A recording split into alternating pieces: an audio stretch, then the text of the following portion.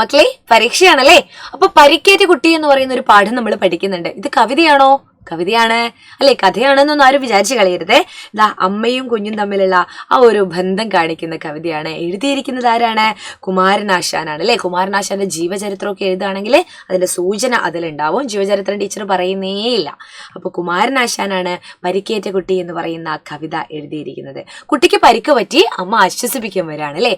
എന്തൊക്കെ പരിക്കുകളായിരുന്നു കുട്ടിക്ക് പറ്റിയത്? ഒന്ന് ഓർത്ത് നോക്കിയേ. എന്തൊക്കെയാണ് കുട്ടിക്ക് പരിക്കുണ്ടാവാൻ കവി പറയുന്ന കാരണങ്ങള്?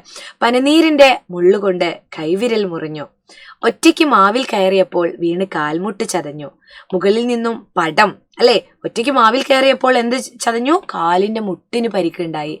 മുകളിൽ നിന്ന് ചുവരിൽ തൂക്കിയ ഒരു ചിത്രം തലയിലേക്ക് മൂർധാവിലേക്ക് വീണ സമയത്ത് പടം താഴേക്ക് വീണ് അത് മൂർധാവ് മുറിഞ്ഞു.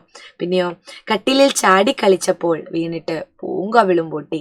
കട്ടിൽ അങ്ങോട്ടും ഇങ്ങോട്ടും ഇങ്ങനെ ചാടി കളിച്ചപ്പോൾ ഈ പൂങ്കവിളും എന്ത് ചെയ്യാണ്? ാണ് അല്ലെ. പരിക്കു പറ്റുകയാണ്. അപ്പൊ നിങ്ങൾ എല്ലാവരും എന്ത് ചെയ്യുക? നമ്മുടെ ക്ലാസ്സുകളൊക്കെ കാണാ. എനിക്ക് പറയാനുള്ളത് പൃഥ്വി ബാച്ചിനെ പറ്റിയാണ്. പൃഥ്വിയുടെ എൻഡ് ഗെയിം ബാച്ചിൽ നിങ്ങൾ എല്ലാവരും ജോയിൻ ചെയ്യുക. താഴെ കാണുന്ന നമ്പറിൽ കോൺടാക്ട് ചെയ്യുക. ഇതുവരെ നിങ്ങൾക്ക് നഷ്ടപ്പെട്ടു പോയ ക്ലാസ്സുകളൊക്കെ എന്ത് ചെയ്യുന്നതായിരിക്കും? എല്ലാം പഠിപ്പിച്ച് സെറ്റാക്കുന്നതായിരിക്കും. അപ്പോൾ താഴെ കാണുന്ന നമ്പറിൽ കോൺടാക്ട് ചെയ്യുക. ഇതാ ലൈവ് ക്ലാസ്സിൽ ജോയിൻ ചെയ്താൽ നമുക്ക് അടിപൊളി കുറേ ചോദ്യങ്ങളും പഠിക്കാം. പരീക്ഷ അടിപൊളിയായിട്ട് എഴുതാട്ടോ. ഓക്കേ.